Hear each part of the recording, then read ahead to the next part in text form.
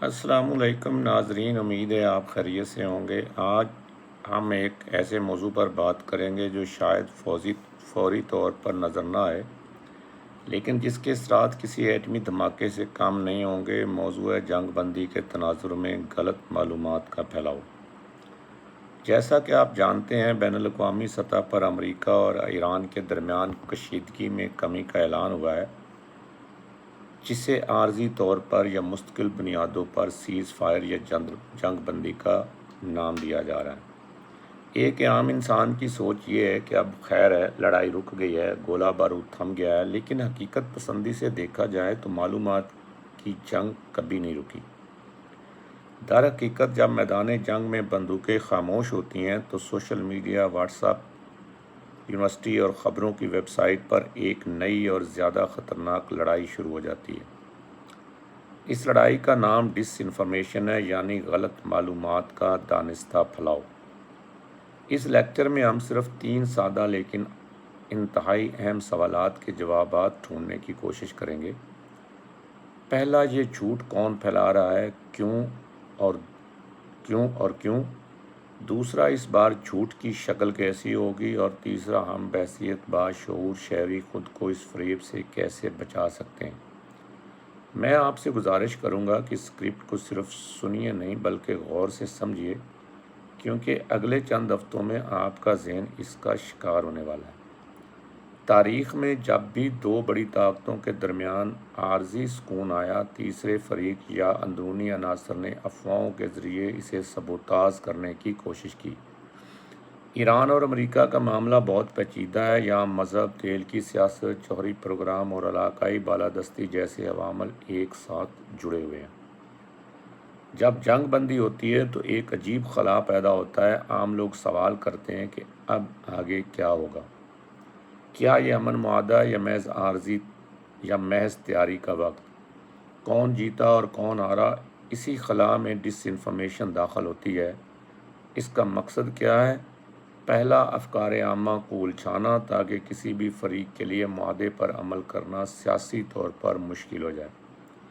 دوسرا، مقامی بازاروں کو غیر مستحکم کرنا، جیسے تیل کی قیمتوں یا ڈالر کی قیمت کے بارے میں جھوٹی افواہیں پھیلانا۔ اور تیسرا، نفرت کو زندہ رکھنا، کیونکہ کچھ مفادات ایسے ہیں جو صرف اس وقت پھلتے پھولتے ہیں جب مشرق وسطیٰ میں آگ لگی ہوئی ہے۔ اب میں ان مخصوص جھوٹوں کی طرف آتا ہوں جو آپ کو آئندہ دنوں میں سننے یا پڑھنے کو ملیں گے۔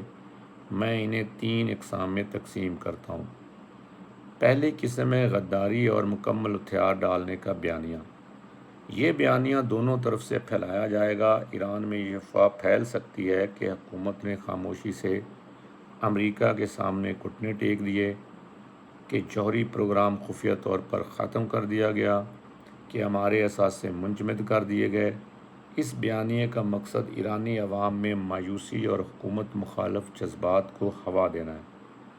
دوسری طرف امریکہ اور اسرائیل میں یہ بیان چل سکتا ہے کہ امریکہ نے ایران کو مفت میں مہلت دے دی، کہ یہ اوباما دور کی غلطی کا کمپنسیشن ہے، اور یہ کہ ایرانی ایٹمی بم بنانے کے قریب ہیں مگر انہیں چھوڑ دیا گیا۔ اس کا مقصد انتظامیہ کو کمزور کرنا ہے۔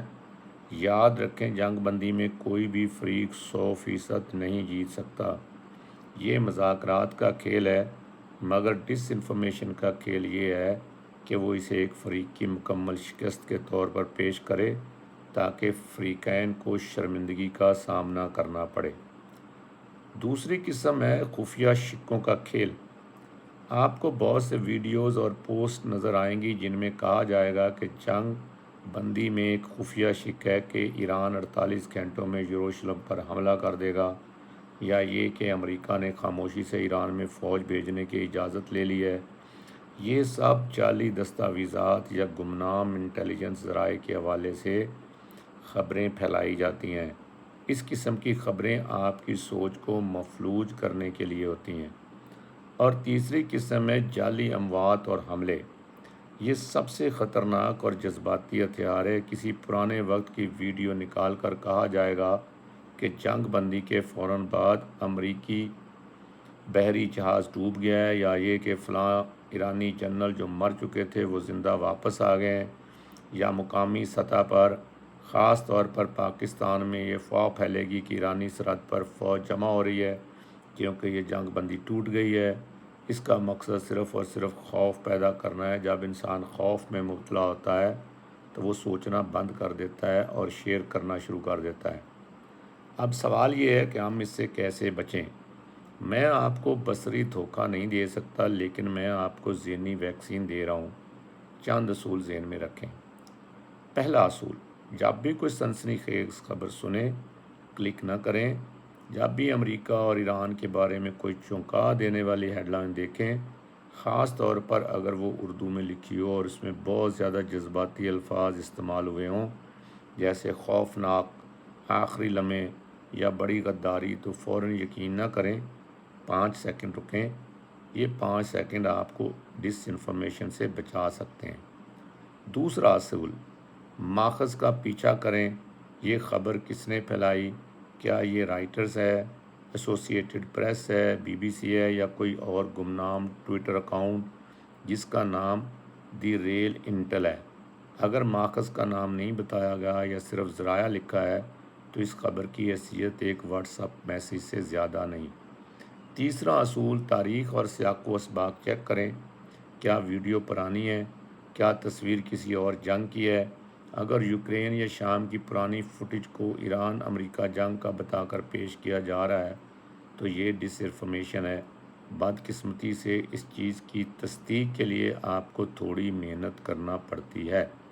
چوتھا اصول، سرکاری اعلامیے کو بنیاد بنائیں۔ امریکی محکمہ خارجہ اور ایرانی وزارت خارجہ کی ویب سائٹ یا تصدیق شدہ سوشل میڈیا ہینڈل موجود ہیں۔ اگر واقعی کوئی بڑی پیش رفت ہوتی ہے تو وہاں ضرور ہوگی۔ سوشل میڈیا پر وائرل ہونے والی 90% باتیں خواہشات پر مبنی ہوتی ہیں، حقائق پر نہیں۔ پانچواں اصول یہ ہے کہ لفظ جنگ بندی کو سمجھیں۔ امریکہ اور ایران کے درمیان جو وقفہ ہے وہ مکمل امن نہیں بلکہ براہ راست فوجی تصادم کا رک جانا ہے۔ یہ ایک نازک عمل ہے۔ ڈس انفارمیشن پھیلانے والا چاہتا ہے کہ آپ کو لگے کہ یہ مکمل فتح ہے یا مکمل شکست۔ حقیقت اس کے درمیان ہے۔ ناظرین، جنگ بندی کے اس نازک موڑ پر ہمارے ہاتھوں میں موبائل فون ایک ہتھیار کی مانند ہے۔ سوال یہ ہے کہ ہم اسے کس طرح استعمال کرتے ہیں۔ کیا ہم جھوٹ کی گولی چلانے والے وہ فوجی بنتے ہیں جسے تنخواہ نہیں ملتی لیکن جو دوسروں کے ایجنڈے کو آگے بڑھاتا ہے، یا ہم اسے حقائق کی ڈھال بنا لیتے ہیں؟ یاد رکھیے، جب جنگ خاموش ہوتی ہے تو کان زیادہ تیز ہو جاتے ہیں۔ ہر آواز پر کان نہ دھریں، تحقیق کریں، سوچیں اور پھر آگے بھیجیں۔ اگر آپ نے اس لیکچر میں سے صرف ایک جملہ بھی یاد رکھا تو وہ یہ ہونا چاہیے کہ جنگ بندی کا مطلب سچ کا بول بالا ہونا چاہیے، لیکن بدقسمتی سے یہ جھوٹ کا موسم بہار ہوتا ہے۔ ہوشیار رہیں۔ اللہ حافظ۔ پاکستان اور خطے کے لیے نیک خواہشات۔